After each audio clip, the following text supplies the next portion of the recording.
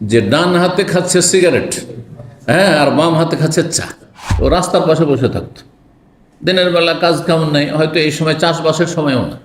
6229 নম্বর হাদিস বর্ণনা করেছেন আবু সাইদ খুদরি রাদিয়াল্লাহু তাআলা আনহু। তিনি বলেন, নবী সাল্লাল্লাহু আলাইহি ওয়াসাল্লাম বলেছেন, ইয়াকুমুল জুলুসা বিত্তরকাত, তোমরা সতর্ক সাবধান রাস্তাঘাটে বসে থাকা থেকে, রাস্তার পাশে বসে থাকবে না। গ্রামাঞ্চলে আমরা ছোটোকালে মানুষ হয়েছে, দেখেছি মানুষের কাজ কাম কম থাকতো। এক সময় এই ব্যস্ততা মোটেই ছিল না, খুব আরামের জীবন, গ্রামের জীবন ছিল। কি হতো জানেন? হ্যাঁ, সকাল থেকে শুরু করি, ফজর পড়া খুব সহজ ছিল তখন, এমন নয় যে ঘুম ভাঙছেন, এমন ছিল না। আগে ঘুম ভেঙে এমনিতে ঘুম ভেঙে যেত, এত ঘুম হয়ে যেত। আর ফজর পড়ে অথবা ফজরের আগে যারা কৃষি কাজ করে, আমরা নিজের কথা বাদ দিলাম, না তো মাদ্রাসা চত্বর মানুষ হয়েছি বা স্কুল পড়েছি, যারা সাধারণত সংসার করে, ফজরের আগেই লাঙ্গল নিয়ে, হাল বলেন না লাঙ্গল বলেন? হ্যাঁ, দুটোই বলেন। হাল লাঙ্গল নিয়ে হ্যাঁ চলে গেল মাঠে, হাল চাষ করে কেউ সকাল 9টা 10টা দিয়ে চলে আসলো, কারো বেশি কাজ আছে বা একটা সিজন চলছে, হ্যাঁ তখন হয়তো 12টায় আসলো, 12টার পরে কোনো কাজ নেই, এসে বাড়িতে জোর পড়লো, গোসল টুসল করে জোহরের সাথে খাওয়া দাওয়া করলো, আসর পর্যন্ত আরামসে ঘুমালো। আসর পরে এখন হাটে যেতে হবে, হাট, তখন বাজার টাজারও ছিল না, ওই বাজার ছিল না, এইসব হাট। আর যদি কিছুই কাজ না থাকে, একটা দুটা করে মাঝে মধ্যে ওই মোড়গুলোতে, হ্যাঁ বাস স্ট্যান্ডের রোডে আশেপাশে কোথাও চায়ের দোকান, ওই চায়ের দোকানে আড্ডা দিতে হবে একটু, আর না হলে হাটে যেতে হবে, হাট বাজারে কিছু কেনাকাটা করে নিয়ে আসতে। ব্যাস মাগরিব পর্যন্ত হাট থেকে চলে আসলো, আর তারপরে মাগরিব এশার আগে খাওয়া দাওয়া করে নিল, আর এশা পরে ঘুমিয়ে গেল। কত শান্তির জীবন ছিল। আর আজকে যদি আপনাদেরকে বলি যে আজকে এশা পর্যন্ত দার শেষ, আজকে 9:30 না, এশা পর্যন্ত, মাগরিব আসেন, মাগরিব থেকে এশা শেষ, ডিউটি ওই বিকাল 4টাতে শেষ হয়েছে, তাই না? যদি তারপর আপনাদেরকে 9টা তো ফ্রি করে দিই, তবুও 12টাতে যে ঘুমিয়ে যান তো এটা কল্যাণ। অনেকে তো 2টা পর্যন্ত ঘুমান না, প্রবাসীরা। কারণ এই যে বড় ফিতনা, ইন্টারনেটের ফিতনা আর স্মার্টফোনের ফিতনা, এই ফিতনাতে দুনিয়াও নষ্ট করেছে, আখেরাতও নষ্ট করেছে। না ফজরে উঠতে পারছেন, তাহাজ্জুদ তো নসিব হয়ই না, হ্যাঁ, আর কি হচ্ছে, হ্যাঁ, এমন আল্লাহর জিকির আজকার থেকে, ফরজ নফল থেকে আপনি গাফিল হয়ে থাকছেন যে ঘুমের আগে জিকির আজকার হল না, ওই মোবাইল নিয়ে থাকতে থাকতে হাত থেকে পড়ে গিয়েছে কখন, আর তারপরে ঘুমিয়ে গেছেন, জানেন না যে কী অবস্থায় ঘুমিয়েছে। কত সত্য না? ঘুম অসম্পন্ন, সুতরাং সকালে ডিউটি করতে হবে, ওখানে গিয়ে ঠকামির শেষ নেই, রুজিতে স্বচ্ছতা নেই, কারণ ভালো করে কাজ করছেন না, আপনি ডিউটি করছেন না মালিক। আল্লাহ সঠিক বুঝ দান করুন। যাদের তাড়াতাড়ি কাজ শেষ, দিন শিখা শেষ 9:30টার মধ্যে, 10টার মধ্যে গিয়ে ঘুমিয়ে যান, 11টা পার করতে দিয়ে না, সাথে গিয়ে ঘুমিয়ে যান।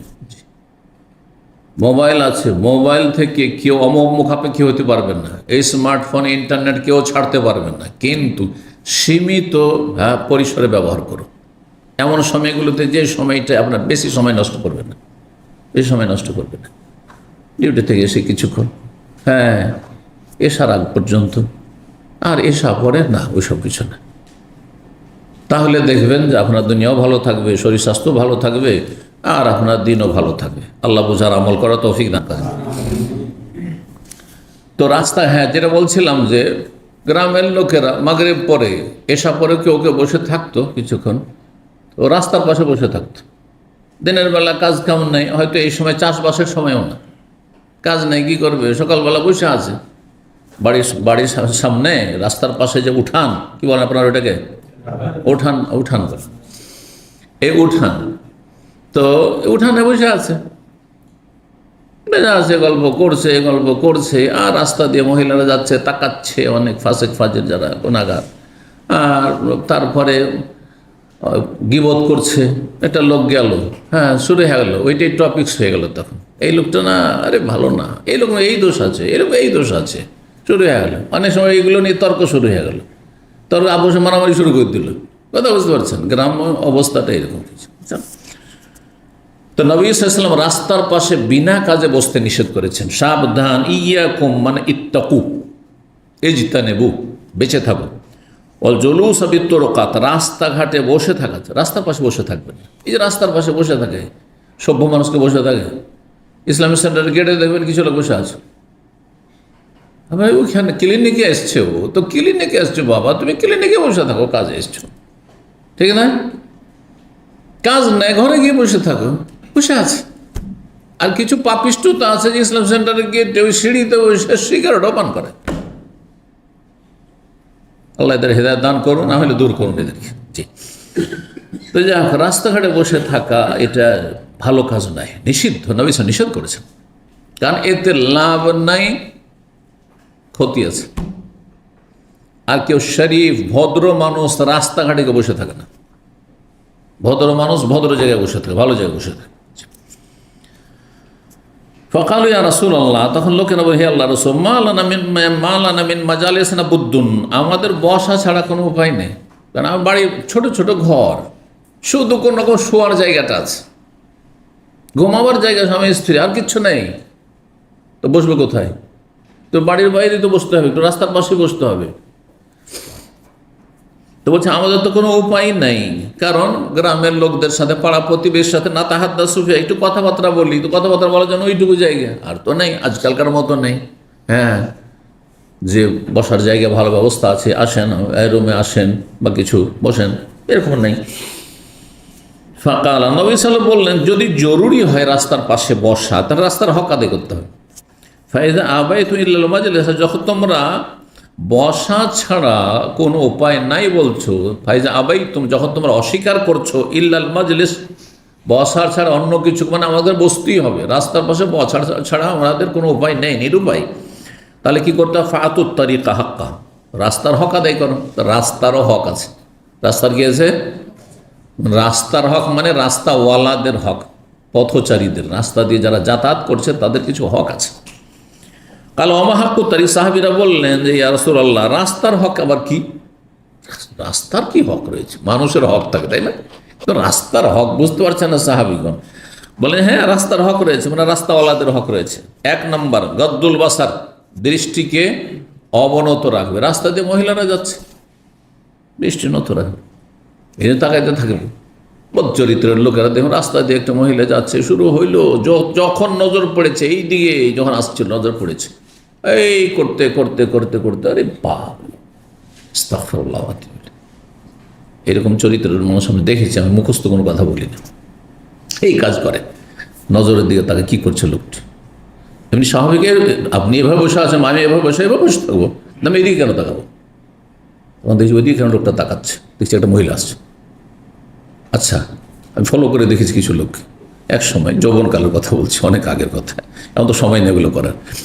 তো দেখছি যে লোকটা আবার মহিলা যখন কাছে আসছে, নজরে হয়ে তাহলে একটু আগে এদিকে তাকাচ্ছে, এখন এদিকে কেন তাকাচ্ছে? দেখছি এই মহিলা ওইদিকে যাচ্ছে, সেই জন্য যতক্ষণ চোখের আড়াল না হলে তাকাইতে থাকলো। এই যে হারাম কাজ, হারাম নজর, সেই জন্য রাস্তার পাশে বসতে নিষেধ করেছেন নবী সাল্লাল্লাহু আলাইহি ওয়াসাল্লাম। গদ্দুল বাসার, জি, দৃষ্টিকে অবনত রাখা। ওয়াকাফুল আযা, কষ্ট দেওয়া থেকে বিরত থাকা। রাস্তা দিয়ে যাচ্ছে, ক্রিটিসাইজ শুরু করে দিলেন, আলোচনা সমালোচনা শুরু করে দিলেন, এই লোকটি এমন, এই লোকটির এই দোষ আছে, এই লোকটা এইরকম খারাপ। হ্যাঁ, অথবা অপরিচিত লোক হলে তাকে হয়রান করা শুরু করে। যেই অপরিচিত লোককে হয়রান করে, অপরিচিত ছেলে মেয়েদেরকে হয়রান করে, তারপরে আপনার বড়োদেরকে হয়রান করে, দুর্বল মানুষকে হয়রানি করে অনেক সময়, যে এসব করে। আমরা বর্ডার এলাকায় বাস করেছি, বর্ডার এলাকায় যেহেতু বাস করেছি, আমাদের কিছু অভিজ্ঞতা আছে। তা আমরা ছাত্র জীবনে রাস্তা দিয়ে হেঁটে যেতাম, আমাদেরকে জানে এলাকার লোকেরা, হ্যাঁ, গ্রামের আশপাশে 2-1 গ্রাম 3 গ্রাম পর্যন্ত হয়তো জানে যে এটা অমুকের ছেলে, আমাদের কিছু বলতো না। কিন্তু একটা অপরিচিত ছেলে আসলে ওকে তখন ভয় দেখাতে শুরু করতো। এই, বাড়ি কোথায় তোর? হ্যাঁ, তোর বাড়ি কোথায়? কোথায় যাচ্ছিস তুই? বাংলাদেশ যাবি? বাংলাদেশ থেকে আসলি? এইসব করতো। এগুলো করার অধিকার কি আপনার? আপনি প্রশাসন, সরকারের লোক আপনি? না, মোটেই জায়েজ না, এগুলো মোটেই জায়েজ না আপনাদের জন্য। জি, তো এইরকম কাজগুলি অসৎ লোকেরা করে থাকে। জি, ওরাদ্দুস সালাম, আরেকটি হক কি রাস্তার? সালামের জবাব দেওয়া। বসে আছো, সালামের জবাব দিতে হবে। কারণ সালাম দেওয়া তোমার কাজে না, যেহেতু তুমি বসে আছো রাস্তার পাশে, যারা পথচার রাস্তায় দিয়েছে সে সালাম দেবে, কিন্তু তোমাকে সালামের জবাব দিতে হবে। ওয়াল আমর বিল মারুফ, ভালো কাজের উপদেশ দেওয়া, নির্দেশ দেওয়া, অন্যায় আল মুনকার, অন্যায় কাজে বাধা দেওয়া। রাস্তাঘাটে আশেপাশে বাড়ির বাইরে কোনো অন্যায় কাজ হচ্ছে তাহলে বাধা দিতে হবে, যার যতটা ক্ষমতা রয়েছে সে অনুযায়ী। 3টি স্তর একটু আগে বললাম। আর ভালো কাজ কোথাও হতে হবে, হচ্ছে না, তাহলে ভালো কাজের জন্য উপদেশ দিতে হবে। দেখছেন যে একটা লোক বাম হাতে চা খাচ্ছে, আর আজকাল এদের সংখ্যা মুসলিমদের মধ্যে বেশি। অমুসলিম তো সবগুলি বাম হাতে খাওয়া, হ্যাঁ, চা খাবে বাম হাতে, পানি খাবে বাম হাতে, হ্যাঁ, সব কিছু বিড়ি সিগারেট খাবে বাম হাতে। আর যদি দুটো একসাথে খায়, চা দেখে চা সিগারেট খাওয়া, এরকম লোক দেখেছি যে ডান হাতে খাচ্ছে সিগারেট, হ্যাঁ, আর বাম হাতে খাচ্ছে চা। কত মূর্খের মূর্খই জাতি, কথা বুঝতে পেরেছেন? এগুলি হচ্ছে কাফেরদের অনুকরণ, কাফের অনুকরণ। ফ্যাশন হয়ে গেছে আজকাল বাম হাতে চা খাওয়া, পানি খাওয়া। তাদের উপদেশ দিতে হবে যে আপনি ডান হাতে পান করেন। আপনি উপদেশ দিতে পারবেন না তো ঘরের ভিতরে ঢুকে থাকেন, জি, বউয়ের সাথে সময় দেন, আপনি বাইরে বসে থাকবেন না। আপনি